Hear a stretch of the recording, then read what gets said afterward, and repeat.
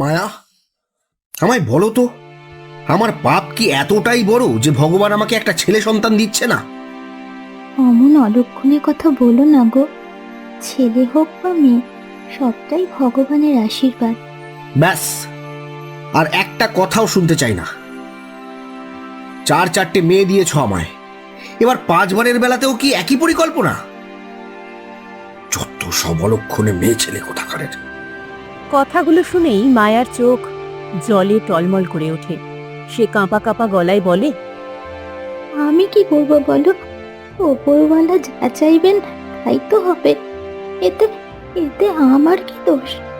অমন অমন অশুভ কথা মুখে এলো না গো।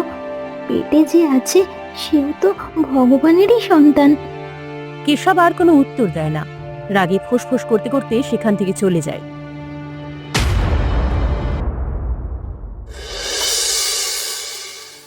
সেই রাতে মায়া একা বসে বসে ফুপিয়ে কাঁদতে থাকে।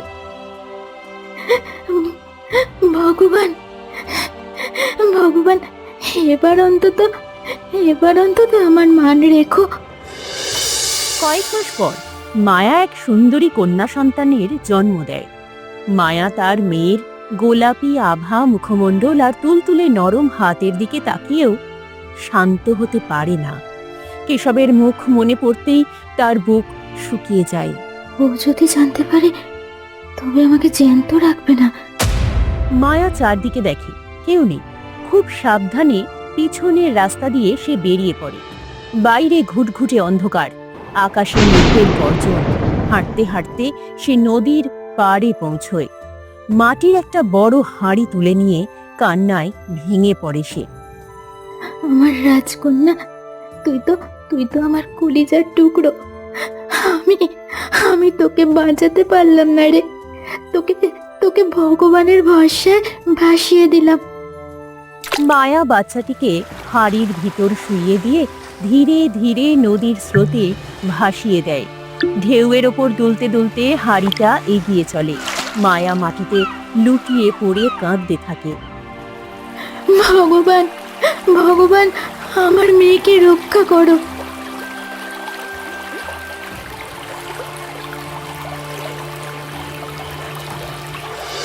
পরদিন সকালে নদীর ওপারে মোহন ধোপা কাপড় কাচ্ছিল আর আপন মনে গান গাইছিল। মনে মিটেছে গানেরই রসে, এইসব দুঃখ দাগ ভেসে।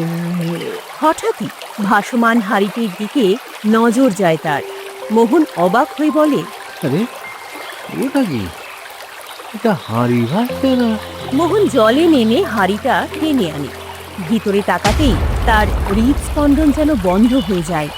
ওরে বাবা, এ তো জ্যান্ত বাচ্চা। ও না, এতটুকু একটা প্রাণ।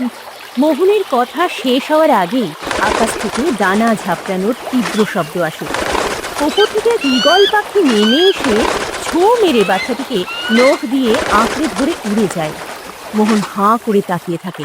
ততক্ষণে ঈগল পাখি মেঘের আড়ালে অদৃশ্য হয়ে গেছে। ঈগল পাখি উড়ে গিয়ে এক বিশাল অশ্বত্থ গাছের মগ ডালে বসে এবং নিজের বাসায় বাচ্চাটিকে পরম মমতায় রেখে দেখতে থাকে। কত নরম আর কত সুন্দর একটা বাচ্চা।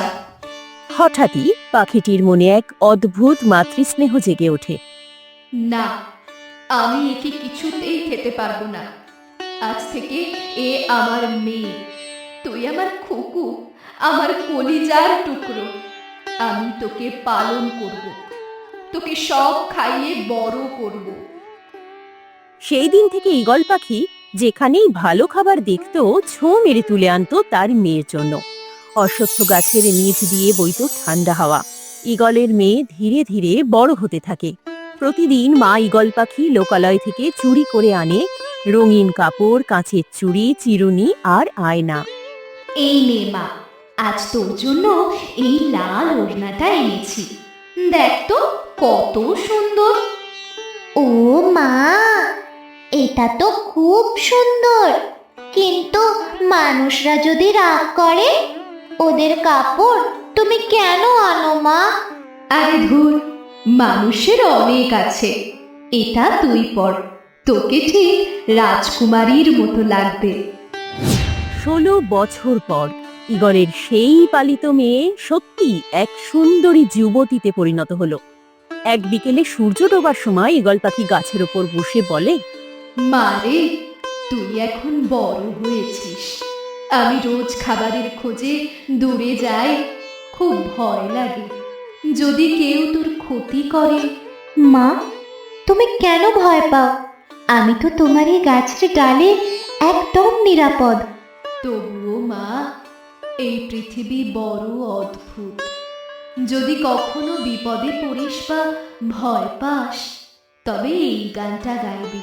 অসহ্য পাতা নড়ে চড়ে, ঈগল পাখি মামুর সামনে এসে পড়ে। এর মানে হলো গাছের পাতা নড়লেই তোর ঈগল পাখি মা তোর সামনে হাজির হবে। মা, আমি তোমার এই গান কোনো দিনও ভুলবো না। একদিন এক রাজকুমার সেই বনের পথ দিয়ে যাচ্ছিলেন। প্রচণ্ড রোদে ক্লান্ত হয়ে তিনি অশত্রু গাছের তলায় বিশ্রাম নিতে বসলেন। হঠাৎ ওপর থেকে এক গাছের লম্বা রেশমি চুল রাজকুমারের গায়ে পড়ল। ওপরে তাকাতেই তিনি বিস্ময়ে হতবাক হয়ে গেলেন। মগডালে এক সুন্দরী মেয়ে বসে আছে এবং আপন মনে গুনগুন করে গান গাইছে। এ কি দেখছি আমি? কে তুমি? অপ্সরা নাকি ডাইনি? গাছের ডালে মানুষ থাকে কি করে?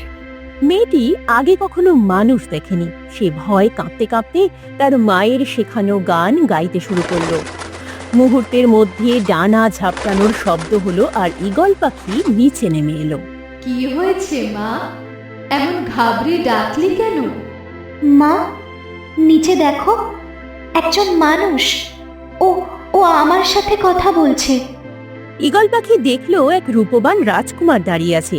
সে উড়ে রাজকুমারের কাছে এলো। রাজকুমার, ওপরে আপনি যাকে দেখছেন সে আমার মেয়ে। আমি ওকে তিল তিল করে বড় করেছি। তোমার মেয়ে? ঈগলের মেয়ে মানুষ? এ কি করে সম্ভব? এই তো মিরাকল। কিন্তু কি অপূর্ব ও রূপ! এমন সৌন্দর্য তো দেবলোকেও নেই। কিছুক্ষণ ভেবে রাজকুমার বললেন, আমি একজন ধনী মানুষ, আমার কোনো অভাব নেই। তবে একটা কথা বলে রাখি, আমার আগে থেকেই 3 জন স্ত্রী আছে। তোমার আপত্তি না থাকলে আমি তোমার মেয়েকে বিয়ে করতে চাই। আমি কথা দিচ্ছি, ওকে খুব সুখে রাখবো। ঈগল পাখি রাজি হলো। সে উপরে গিয়ে মেয়েকে অনেক বোঝালো। মেয়ে কাঁদলে সে বলল, মারে, এবার তোকে মানুষের সংসারে যেতেই হবে। এই রাজকুমারী তোর স্বামী। কখনো ভয় পেলে বা আমায় মনে পড়লে শুধু গানটা গাইবি। রাজকুমার তাকে বিয়ে করে প্রাসাদে নিয়ে এলো। কিন্তু রাজকুমারের বাকি 3 স্ত্রী এই নতুন রানীকে সহ্য করতে পারল না। দেখছিস, এখন এই চুড়িটা নতুন এসে আমাদের মাথার ওপর চড়বে। রাজকুমার তো দিন রাত ওর কাছেই পড়ে থাকে। তারা মেয়েটিকে হেনস্থা করা শুরু করলো। একদিন তারা সবাই মিলে তার কাছে এসে বলল, ও হে নতুন রানী, আজ থেকে রান্নার দায়িত্ব তোমার। যাও, ভাত রান্না করো। আমি তো ভাত রাঁধতে জানি না। বাহ, বড়লোক ঘরের রানী হয়েছ, অথচ ভাত রান্না করতে জানো না? এত সব বুঝি না। তুমি আজ আমাদের সকলের জন্য ভাত রান্না করবে। মেয়েটি মনে দুঃখ পেল এবং একা একা কাঁদতে লাগলো। তারপর সে বাগানে গিয়ে করুণ সুরে সেই গানটি গাইল। অশুদ্ধ পাতা নড়ে চড়ে, ঈগল পাখি মা মোর সামনে এসে পড়ে। সঙ্গে সঙ্গে ঈগল পাখি হাজির হলো। মেয়ের মুখে সমস্ত কথা শুনে ঈগল পাখি ভাত রান্নার পদ্ধতি তাকে শিখিয়ে দিল এবং সে খুব সুন্দরভাবে রান্না তৈরি করা শিখে গেল। বাড়ি গিয়ে সবার জন্য গরম গরম সুস্বাদু ভাত আর তরকারি ঝটপট তৈরি করে ফেলল। সতীনরা তো দেখে অবাক। তারা আবার নতুন ষড়যন্ত্র শুরু করলো। আজ ওকে বাসন মাজার কাজ দাও, দেখি কেমন পারে। এবারও মেয়েটি তার ঈগল মায়ের সাহায্যে জাদুর মতো সব বাসন ঝকঝকে পরিষ্কার করে ফেলল। রাজকুমার অবাক হয়ে তার গুণের প্রশংসা করতে লাগলো। সতীনরা অনেক ষড়যন্ত্র করেও ছোট রানীকে মোটেও রাজার সামনে ছোট করতে পারল না। কোনো না কোনোভাবে তার ঈগল মায়ের সাহায্যে সমস্ত ষড়যন্ত্রের থেকে উদ্ধার হয়ে রাজার সামনে দিনের পর দিন সে প্রশংসিত হতে লাগলো। এইভাবে কিছুদিন চলতে লাগলো। তারপর কিছুদিন পর পৌষ মেলার উৎসব এলো। রাজকুমার সব স্ত্রীদের ডেকে বললেন, পৌষ মেলার উৎসব আসছে, আমি চাই তোমরা সবাই নিজের হাতে সুতি কাপড় বোনো। আমি তুলা দিচ্ছি, তা দিয়ে ধুতি ও গামছা তৈরি করো। বাকি তিনজন উৎসুক হয়ে কাজে লেগে পড়ল, কিন্তু ঈগলের মেয়ে তো তাঁত বুনতে জানে না। সতীনরা তাকে দেখে হাসাহাসি করতে লাগলো। মেয়েটি আবার তার ঈগল মাকে ডাকলো। মা, তোকে কোনো চিন্তা করতে হবে না, আমি আছি না। ঈগল মা তাকে একটা মুখ বন্ধ করা কাপড়ের থলে দিল এবং বলল, এটা উৎসবের দিন রাজা মশাইয়ের হাতে দেওয়ার জন্য। মা, শুধু এইটুকুই? হ্যাঁ মা, বাকিটা ভাগ্য ঠিক করবে। উৎসবের দিন বাকি স্ত্রীরা সাধারণ কাপড় দিল, কিন্তু রাজকুমার যখন মেয়েটির দেওয়া কাপড়ের থলে খুললেন, ভেতর থেকে স্বর্গীয় রেশমের ধুতি আর গামছা বেরিয়ে এলো। রাজকুমার তাকে জড়িয়ে ধরলেন। ঈর্ষায় সতীনদের বুক ফেটে গেল। সতীনরা বুঝে গেল যে এর পেছনে কোনো না কোনো রহস্য আছে। তারা লুকিয়ে থেকে মেয়েটির গান শুনে ফেলল। আসল দোষী ওই ঈগল পাখিটা, ওকেই শেষ করতে হবে। রাজকুমার যখন শিকারে গেলেন, তিন সতীন লাঠি নিয়ে বাগানে গেল এবং খুব কৌশলে তার মেয়ের সুরে ওই গানটি গাইল। ঈগল পাখি ভাবল তার মেয়ে তাকে ডাকছে। সে নিচে নামতেই তিন সতীন তাকে লাঠি দিয়ে পিটিয়ে মেরে ফেলল। পরের দিন মেয়েটি অনেক ডাকলো, কিন্তু তার ঈগল মা এলো না। সে বুঝতে পারল যে তারা তার মাকে মেরে ফেলেছে। মেয়েটি ঘরে বসে অঝরে কাঁদতে লাগলো। কয়েকদিন পর রাজকুমার ব্যবসায়িক সফরে বের হলেন। রাজকুমার যেতেই সতীনরা মেয়েটিকে এক মাছ ব্যবসায়ীর কাছে বিক্রি করে দেওয়ার ফন্দি করল। তারা তাকে ভুলিয়ে নদীর ঘাটে নিয়ে গেল। এসো সুন্দরী কন্যা, আমার নৌকায় এসো, এখানে ভালো সাজগোজের জিনিস আছে। সতীনরা জোর করে মেয়েটিকে নৌকায় তুলে দিল। মেয়েটা নৌকায় উঠতে না উঠতেই বণিকের নৌকা মাঝ নদীতে নিয়ে গিয়ে তাকে বন্দি করল। চারিদিকে অথই জল। মাঝ নদীতে নৌকার উপর হাত পা বাঁধা অবস্থায় পড়ে রইল অসহায় মেয়েটি। তার চোখের জলে ভিজে যাচ্ছিল নৌকার কাঠ। সে আকাশের দিকে তাকিয়ে অস্ফুট স্বরে বলতে লাগলো, মা, তুমি কি সত্যি আমাকে ছেড়ে চলে গেলে?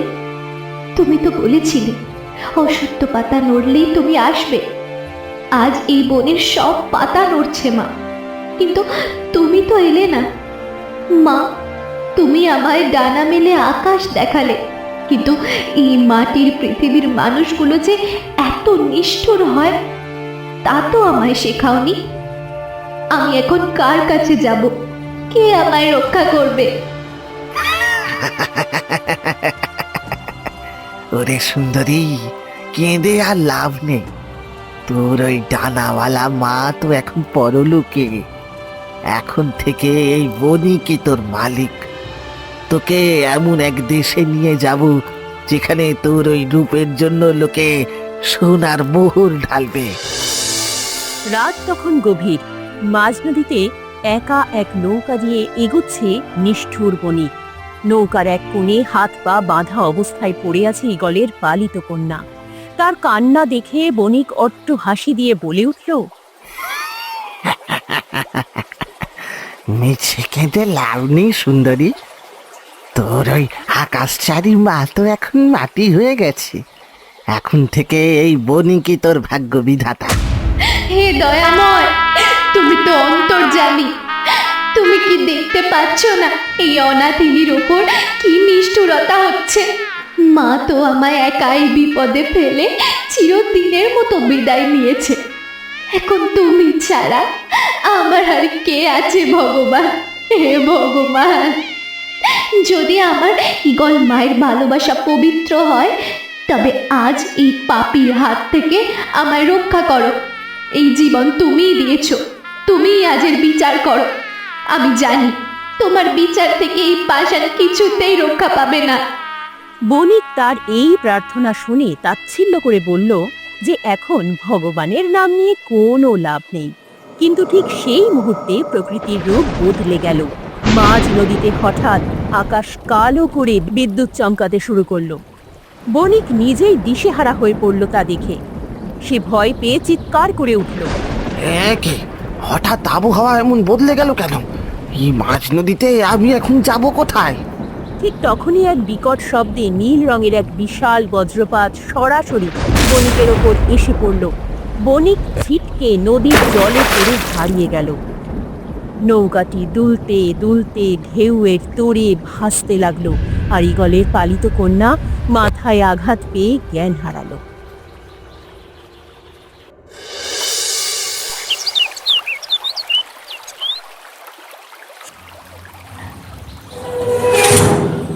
সকালে ঈগলের সেই পালিত কন্যার জ্ঞান ফিরল। সে দেখল মহারাজ বিক্রম আর তার দুই সৈন্য এক বিশাল সিংহের সামনে পড়ে গেছেন। সিংহটিকে দেখে দুই সৈন্য ভয় জ্ঞান হারিয়ে মাটিতে পড়ে গেছে। মহারাজ বিক্রম নিরুপায় হয়ে একা দাঁড়িয়ে আছেন। ঝোপের আড়াল থেকে সব দেখে ঈগলের পালিত কন্যা সাহস সঞ্চয় করল। সে দ্রুত কিছু শুকনো কাঠ আর পাথর নিয়ে ঘর্ষণ করে আগুন জ্বালালো। তারপর মশাল উঁচিয়ে অসীম সাহসে সিংহের সামনে গিয়ে দাঁড়ালো এবং ঈগল পাখির মতো এক তীব্র তীক্ষ্ণ চিৎকার দিল। সিংহটি ভয় জঙ্গলে পালিয়ে গেল। কে তুমি মা? তুমি যেভাবে মৃত্যুকে জয় করলে তা তো অবিশ্বাস্য। তুমি কে? রাজকন্যার মনে পড়ে গেল তার যন্ত্রণাময় অতীতের কথা, কিন্তু সে তার পরিচয় গোপন রেখে ধীর কণ্ঠে বলল, মহারাজ, আমি এই বনেরই এক সামান্য আশ্রিত মেয়ে। আমার অতীত বলে কিছু নেই, তাই দয়া করে এই অভাগীর ইতিহাস আর জানতে চাইবেন না। মহারাজ তাকে নিজের পালিত কন্যা হিসেবে রাজ্যে নিয়ে গেলেন এবং তাকে রাজ্যের রাজকুমারী হিসেবে ঘোষণা করলেন। কয়েক মাস কেটে গেছে। রাজকুমারী এখন রাজসভার অলংকার। একদিন এক প্রজা এসে জানালো যে ফসল না হওয়ায় তারা খাজনা দিতে পারছে না, অথচ জমিদার তাদের ঘর ছাড়া করছে। রাজকুমারী তখন শান্ত স্বরে মহারাজকে এক অপূর্ব পরামর্শ দিল।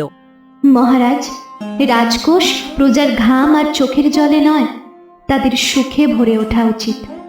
এবছর খাজনা মওকুফ করা হোক এবং রাজকোষ থেকে তাদের বীজ দেওয়া হোক। যখন ফসল হবে তারা নিজেরাই স্বেচ্ছায় দান করবে। মহারাজের মুখে গর্বের হাসি ফুটে উঠল। রাজকুমারীর এই প্রজ্ঞা আর দয়া সারা দেশে তার জয় জয়কার বয়ে আনল। একদিন রক্ষীরা একজন বৃদ্ধ লোককে বন্দি করে নিয়ে এসেছে রাজ দরবারে। পিছনে একজন বৃদ্ধা নারী কাঁদছেন। সে অভাবের তাড়নায় রাজকোষের জাল মোহর নিয়ে ব্যবসা করতে গিয়ে ধরা পড়েছে। মহারাজ বিক্রম রাজকুমারীকে বললেন বিচার করতে। রাজকন্যা খুব দক্ষ হাতে শাসন কার্য পরিচালনা করতেন, তাই অপরাধের গুরুত্ব বুঝে রাজকুমারী লোকটির মৃত্যুদণ্ড ঘোষণা করলেন। না মা, দয়া করুন। রাজকুমারী মা, আপনি তো দয়ার সাগর। আমার স্বামীকে মৃত্যুদণ্ড দেবেন না। উনি লোভী হতে পারেন, কিন্তু উনি তো আমার স্বামী। আমি জানি উনি অন্যায় করেছেন, কিন্তু আমি ওনার প্রাণ ভিক্ষা চাইছি। ওনাকে মারবেন না। এবারের মতো ওনাকে ক্ষমা করুন। কাঁদতে কাঁদতে মায়া যখন রাজকুমারীর পা জড়িয়ে ধরল, তখন রাজকুমারীর হাতের সেই অর্ধচন্দ্রাকৃতি জন্ম দাগটি বেরিয়ে পড়ল। বৃদ্ধ মায়া চমকে উঠে চিৎকার করে উঠলেন, এই দাগ! রাজকুমারী, আপনার হাতে এই চাঁদের মতো দাগ কেন? কেন মা? এ আমার জন্ম দাগ।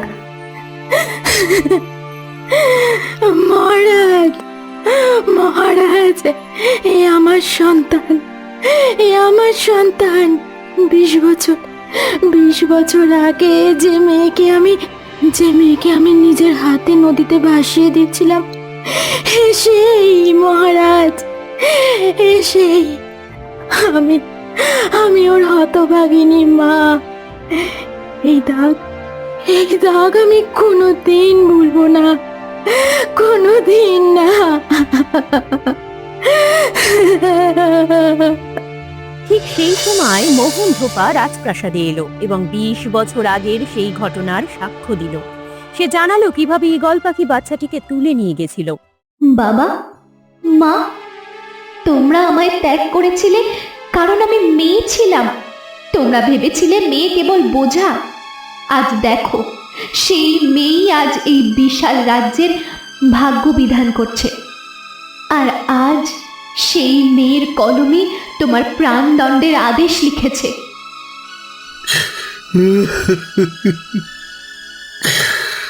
মা, আমি পাপিষ্ঠ। আমি বুঝেছি কন্যা সন্তান কোনো অভিশাপ নয়। যে মেয়েকে আমি আতুর ঘরে মেরে ফেলতে চেয়েছিলাম, আজ সেই মেয়ে আমার বিচার করছে। ভগবান, তোমার কেমন বিচার!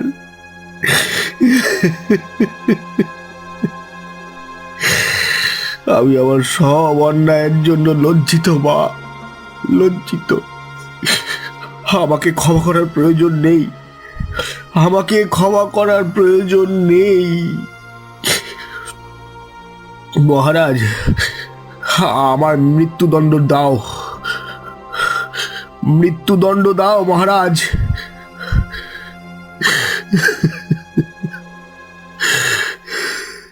মহারাজ, আমি আমার জন্মদাতার মৃত্যুদণ্ড মওকুফ করছি, কারণ একজন নারী হয়ে আমি সমাজকে দেখাতে চাই যে আমাদের হৃদয় পাথরের নয়। সমাজ আমায় ত্যাগ করলেও আমি আমার পরিবারকে ত্যাগ করতে পারি না। ক্ষমা আর ভালোবাসাই আমাদের শ্রেষ্ঠ পরিচয়। কেশব লজ্জিত হয়ে মাটিতে লুটিয়ে পড়ল। তার জন্মদাতা বাবা ও মাকে তুলে নিয়ে সে জড়িয়ে ধরল এবং তাদেরকে ক্ষমা করে দিল। সে চোখের জল মুছে নিল এবং সমস্ত রাগ অভিমান বাদ দিয়ে বাবা ও মাকে পাওয়ার পরম আনন্দে তার মন খুশিতে ভরে উঠল। হঠাৎ একদিন রাজপ্রাসাদের প্রধান ফটক দিয়ে এক তেজস্বী রাজকুমার প্রবেশ করলেন। তিনি এই রাজ্যে এসেছিলেন একটা বড় বাণিজ্যিক চুক্তির প্রয়োজনে। রাজসভায় মহারাজ বিক্রমের মুখোমুখি হয়ে রাজকুমার বললেন, মহারাজ বিক্রম, আপনার রাজ্যের সমৃদ্ধি ও ন্যায় বিচারের কথা শুনে আমি দূর রাজ্য থেকে এসেছি।